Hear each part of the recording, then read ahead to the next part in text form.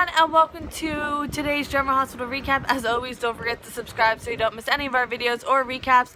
I know it might be a little loud. We got a new swamp cooler that it's commercial grade, and it's very large and it's very loud, so for future I'll probably turn it off, but right now it's way too warm and I'll be a hot mess if I turn it off.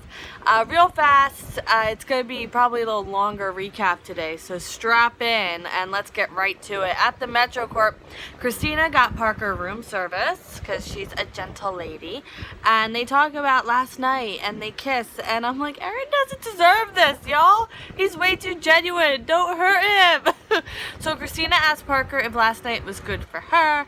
Parker asked Christina, it's pretty much the same thing because it was her first time with a woman, and she says she finally felt the difference between having sex and making love. Christina backpedals her love comment. She's like, I didn't mean it like that. And Parker's like, nah, I know what you mean. And Christina says, like, she isn't confused. She wasn't then, but she definitely isn't now.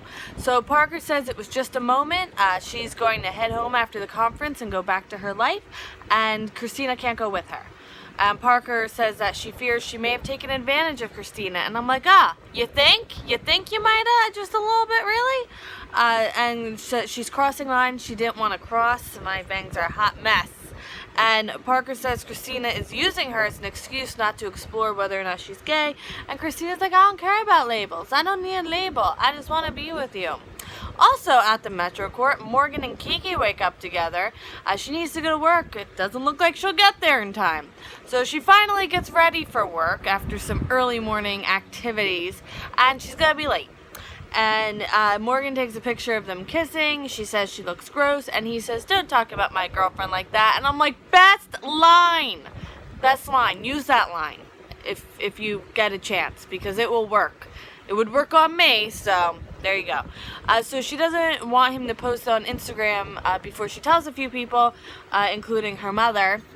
And Morgan's like, okay, is that the only reason? And she's like, yeah. And he thinks maybe she thinks he's taking it too fast, and she's like, nope, and then leaves for work. And he says, I love you, and she says, me too. And I'm like, okay, Patrick Swayze ditto. So Dylan and Tracy are having breakfast together, and she's not too happy that he's staying out so much.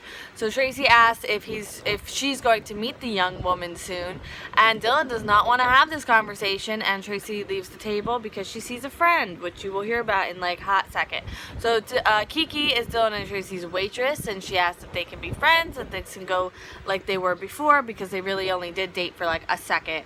So she says she and Morgan made it official last night. Wink, wink, nudge, nudge. And I was waiting for him to say something about Darby, but he doesn't. And I'm like, I think that's indicative of something. So one of her tables calls her over. It's like this group of, I think, frat guys. They make super inappropriate remarks to her. It says it's one of their birthdays and needs help blowing out the cupcakes. And I'm like, girl.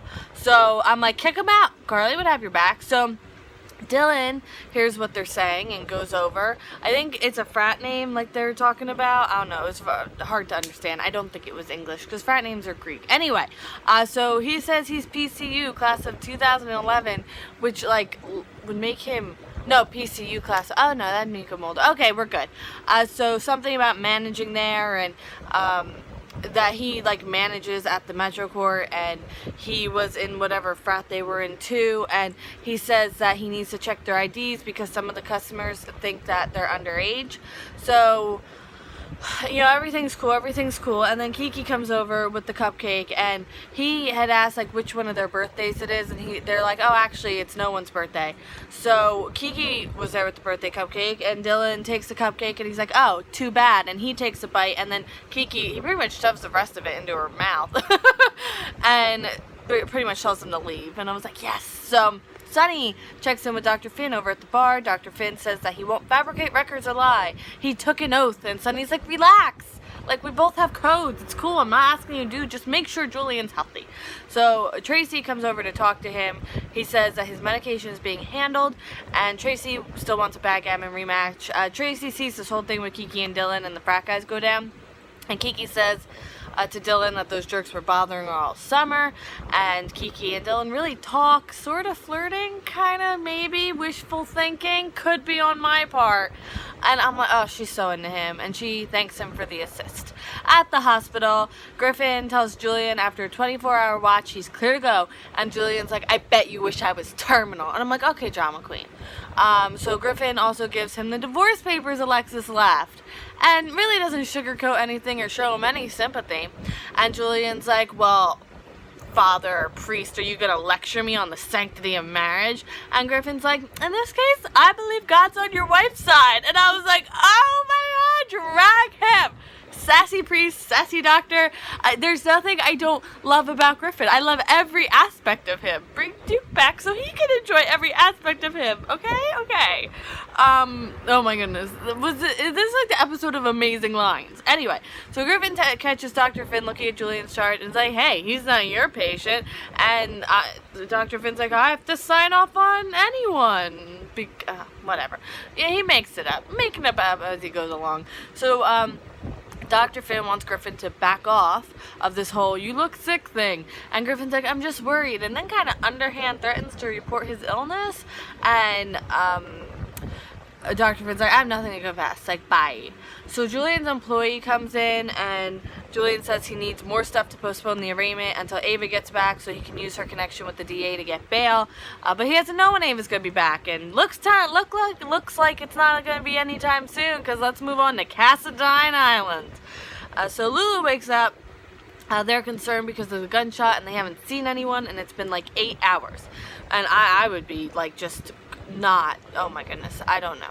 So Kevin thinks this is all psychological game, the prolonged Nicholas absence and the gunshot, and taking Jason out of the room and using Sam and Ava to manipulate Jason and Nicholas. So Lulu wants Dante to slip away. And why did that remind me of Sing Away Meryl? I watched Signs this past week, and it's just all that's in my head. So he wants her to slip away because he thinks that it'll be safer to be away from all these people. So Lulu runs through the directions again, and then there's intense eye contact between Kevin and Dante of like, we gotta get this going. Ava upstairs thinks about the gunshot, hashtag she could have been a little more helpful, and Ava asks Valentine why he let her live, and has she never heard the phrase like don't look a gift horse in the mouth or let sleeping dogs lie, and why analogies are always about animals apparently. So Valentine wants her to be comfortable, and he doesn't want the others to know that Nicholas is dead yet. And Ava didn't ask for any of this, and all I could think of is the Taylor Swift quote from this past week. I would very much like to be excluded from this narrative, one that I have never asked to be a part of since like 3 days ago. Well, the Swift quote is a little different, but that's all that was running through my mind was the Swift quote. If you're not up on that whole thing, it's a hot mess, and it's really not worth the time, but oh my goodness. Look at ETC News. They broke it down. But anyway, let's get to real life stuff like General Hospital. She says that she was swindling Nicholas and doesn't want to be involved in this blood feud, and she brings up her family, and he's like, yeah, I Googled you, and I was like, okay. And she draws parallels between them and how they both had to claw to be included in their families, and she's like, what's a king without a queen? And Ava wants an alliance, financial and personal, because well, she's Ava. That's her main weapon, I guess. So Ava gets Valentine into bed, and she reaches for the book and then knees him and hits him in the head with the book, like the really heavy Cassadine book, and looks like she got him like right here. It was really bad. So the guards run upstairs because he's yelling, and there's only one guard downstairs now. So Dante gets Kevin to start an argument with him, and they fight, and Lulu gets away, and then the guard brings Ava downstairs. So Ava tells Laura she's so sorry. Nicholas is dead. She tells Laura exactly what happened. Laura's devastated, to say the least, like absolutely devastated. And Valentine comes down and pulls a gun on Ava. Don't blame him at this point, to be quite honest with you. At Perks Coffee, we're almost to the end, I promise. At Perks Coffee, Sonny wants to talk to Aaron about Christina, and he says Aaron's really genuine and that's hard to fake, and now Aaron's getting like super tense, and he's like, oh, you know, I don't want you to think I like worked for Christina, like she brought this up to me and this, and Sonny's like, dude, you're good, stop, calm yourself. So he kind of does the whole if you hurt my daughter I'll hurt you, but he gets Aaron to say it, so I guess it's, I don't know. I didn't, usually I hate that, like, that line of stuff, but with this one, I don't know, I didn't hate it as much, although, you know, I think, you know, it is a little more intimidating coming from him as opposed to, like, anyone else's father. Anyway, so Aaron says that he would never disrespect Christina the way men have in the past, and then Morgan comes over. Aaron gets back to work. Oh my god, it's my forehead. We haven't seen my forehead in like 5 days. Cover it up. So Morgan tells Sonny he and Kiki are back together, and Sonny braces him for the hardships, and then Morgan realizes he left his meds at the hotel, and Sonny says he'll swing by and get them, and Morgan doesn't want people to think, like, him to think like he's not taking this seriously, like he was just rushing in the morning, this, that, and the other thing. So he's like, alright, you're good, just calm yourself. And now end scene. Woo! Okay. So Tracy laughs at the idea that Dylan and Kiki are just friends, and she's like, I know you. Like, Kiki calls Morgan to say, I love you too, because she didn't want that weighing on him at work. And I'm like, I don't believe you. Dr. Finn rules out infectious disease as the cause of Julian's heart issues and says that Julian's fine now. And Julian asks if there's more tests. And Griffin says, you know, it may be the stress of spending your whole life behind bars. And I'm like, oh my god, Griffin, marry me. And Julian's like, I feel like there's something wrong. I feel like there's something wrong. And I'm like, sweetheart, the only thing that's wrong is that, you know, your attitude. I didn't think that one through. So Dr. Finn calls Sonny and says that in 24 hours Julian can be at his arraignment, and Sonny's going to set the plane up for Dr. Finn. Parker says that one of them needs to be the adult, and she's doing that right now. And Christina's like, why can't this just be simple? And then Christina kisses Parker. Oh, by the way, they're in the doorway where anyone in the hallway could see them. Oh, speaking of in the hallway, Sonny turns the corner and sees them, and then like backs up back to the corner and is like he's processing what he just saw, because he's not quite sure what he just saw. Like, it's not horrified, it's not anything like that. He's just like, it's not connecting. And yeah, his face was priceless though, because he's like alright, anyway, okay, and props to Parker though for, like, I mean, it's a little too late, to be quite honest with you, but for trying to end this and acknowledge that one of them needs to, because she is the adult in this situation, and she shouldn't have let it go past to where yesterday, but like, she's the one that needs to put a stop to this.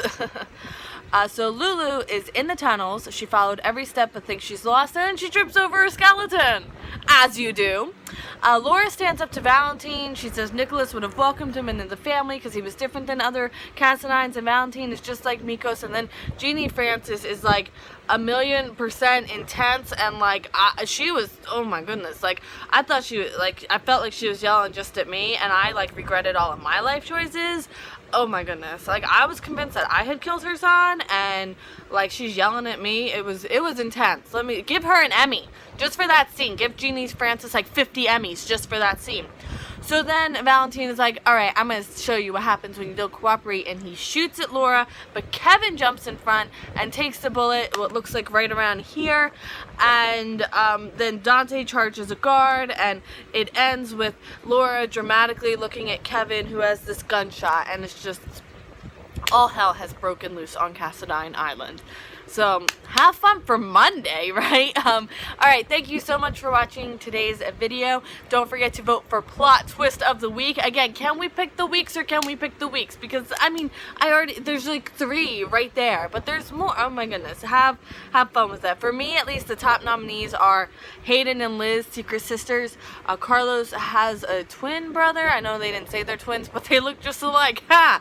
And oh my goodness, what was the third one? Oh, Valentine is a new Cassadine. So those are just the top 3. There were other like little nuanced ones. So if you want, oh my goodness, I don't know who's gonna win sometimes with these. Like, I kind of have a feeling I know who's gonna win. This one, I have no idea. So go vote away, Meryl, vote away. I need to stop watching Signs. But I will see you Monday for more German Hospital, and I hope you have a great weekend, because I know I will. Pocahontas and Six Flags. Woo!